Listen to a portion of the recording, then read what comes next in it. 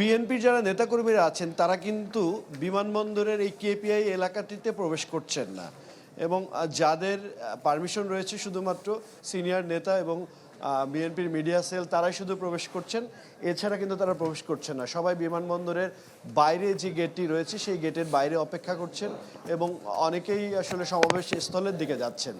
আপনি নিরাপত্তার কথা বলছিলেন আতিক, নিরাপত্তার চাদরে মোড়ে রাখা হয়েছে যদি এক কথায় বলা যায়, অর্থাৎ আনসার, বিজিবি, এপিবিএন, এয়ারফোর্স, সেনাবাহিনী, এর সাথে তো ডিএমপি পুলিশ রয়েছে, গোয়েন্দা পুলিশ রয়েছে, এছাড়া আমরা দেখেছি এনএসআই বিভিন্ন গোয়েন্দা সংস্থার সদস্যরা তারা মনিটরিং করছেন এবং একটু আগে আমি সেনাবাহিনীর বেশ কয়েকটি টিম আসলে আসতে দেখেছি এখানে এবং তারা ভিতরে প্রবেশ করেছেন এবং তারা বলছিলেন এখানে যারা নিরাপত্তায় রয়েছেন তাদের সাথে আমি বিভিন্ন সময় কথা বলার চেষ্টা করেছি। তারা বলছিলেন যে কোনো ধরনের কোনো অপ্রীতিকর ঘটনা এবং কোনো ধরনের কোনো নাশকতা ঠেকাতে তারা প্রস্তুত রয়েছেন এবং এই ঘটনাকে ঘিরে যাতে কোনো ধরনের কোনো অপ্রীতিকর ঘটনা না ঘটে তারেক রহমানের দেশে ফেরা নিয়ে সেই বিষয়টি তারা নজরদারিতে রেখে এসছেন। আমরা একটু কথা বলতে চাই যে আমরা দেখতে পাচ্ছি যে মিডিয়া সেলের প্রধান বিএনপি তিনি আসলে কথা বলছেন,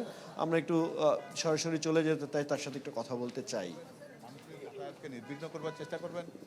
সব মিলিয়ে আমরা আশা করি জনগণ যে নেতার পাশে থাকেন তার নিরাপত্তার ঢাল জনগণই রচনা করেন। এখানে যেগুলো আমরা রাষ্ট্রীয় ব্যবস্থাপনা যেটা হচ্ছে সেটাকে আমরা সম্মান জানাই, তবে আমরা দিন শেষে সবসময় আশা করি যে জনগণের দেয়া নিরাপত্তাটাই হবে তার সবচেয়ে বড় নিরাপত্তা।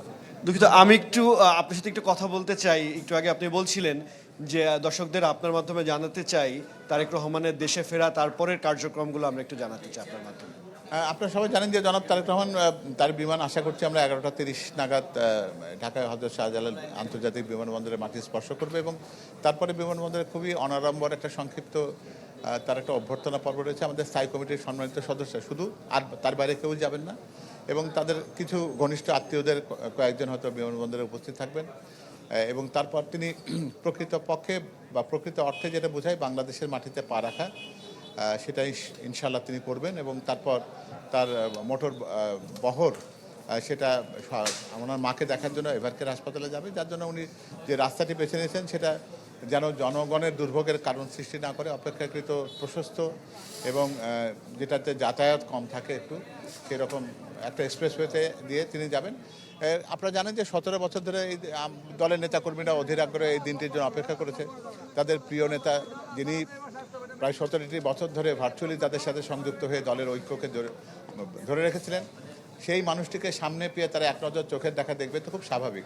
সেই জন্য তাদের প্রত্যাশাকে তাদের চাওয়াকে সম্মান দেখিয়ে তিনি একটা মঞ্চে অতি সংক্ষেপে দেশের মানুষের প্রতি কৃতজ্ঞতা জানাবেন, জুলাই যোদ্ধাদের প্রতি তার ভালোবাসা কৃতজ্ঞতা জানাবেন এবং নিজের যে প্রকৃতপক্ষে যে নবীন এবং প্রবীণের তিনি যে একটা সেতুবন্ধন হতে যাচ্ছেন সেই প্রত্যয়টি জানাবেন, দেশের মানুষের ঐক্যের আহ্বান জানাবেন এবং বাংলাদেশ নিয়ে যে সকল ষড়যন্ত্র সেটা যে আমাদের সকলের ঐক্যবদ্ধ অবস্থান থাকলে যে সেটা নস্যাৎ হয়ে যাবে সে বার্তাটি জনগণকে দেওয়ার চেষ্টা করবেন এবং তার জন্য তার পরিবারের জন্য দেশবাসীর জন্য দোয়ার আহ্বান জানাবেন।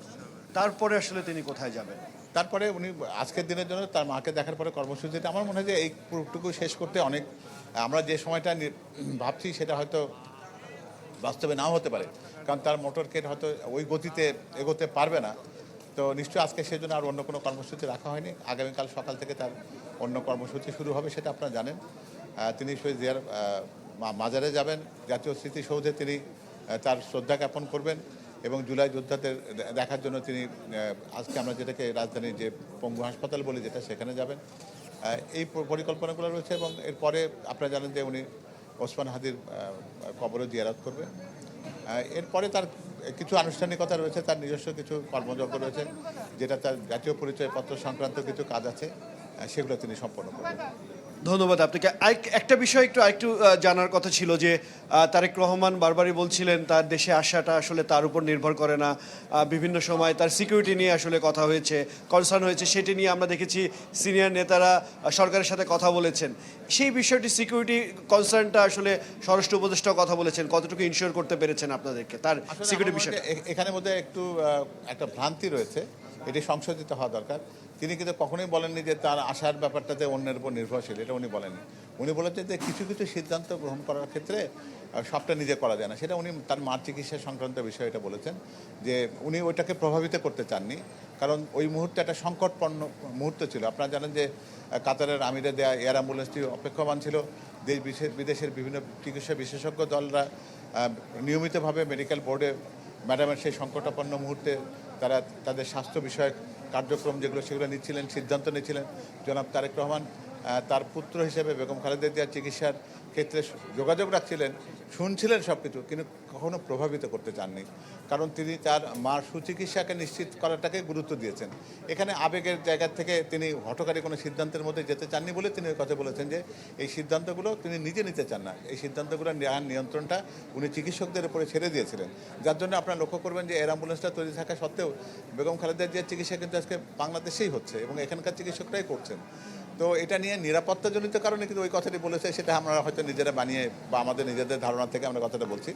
আর সর্বত আপনারা জানেন যে যিনি শহীদ রাষ্ট্রপতি জিয়াউর রহমান সাহেবের সন্তান, দেশনেত্রী বেগম খালেদা জিয়ার সন্তান, তারা বাংলাদেশের জন্য তারা তাদের জীবন উৎসর্গ করাটাকে জানেন কীভাবে করতে হয়। জি, ধন্যবাদ আপনাকে। যেমনটি তিনি বলছিলেন যে যিনি একটি ভুল আসলে সংশোধন করে দিলেন, যে ভুলগুলো আসলে সাধারণত সবাই করছিলেন, সেটি আসলে বললেন তিনি যে সে তার নিরাপত্তার শঙ্কা নেই, এমনটি কিন্তু আসলে বললেন। এবং তিনি বললেন যে সাধারণ অর্থে আগামীকাল এবং পরশুদিন তিনি কোথায় কোথায় যাবেন, তার কর্মসূচিগুলো কোথায় রয়েছেন। তিনি বলছিলেন যে হাদির কবর জিয়ারত করবেন, ওসমান হাদির কবর জিয়ারত করবেন, তার মাকে দেখতে যাবেন, এছাড়াও তার বাবার কবরে জিয়ারত করতে যাবেন, তিনি জাতীয় স্মৃতিসৌধে যাবেন, এছাড়াও তার নেতাকর্মীদের সাথে তিনি দেখা করবেন এবং আরও অনেক কর্মসূচির কথা আসলে তিনি উল্লেখ করলেন। ডাভ সাধারণ সাবানের থেকে আলাদা, এর 1/4 ময়েশ্চারাইজিং ক্রিম আপনাকে দেয় নরম, কোমল ও উজ্জ্বল ত্বক।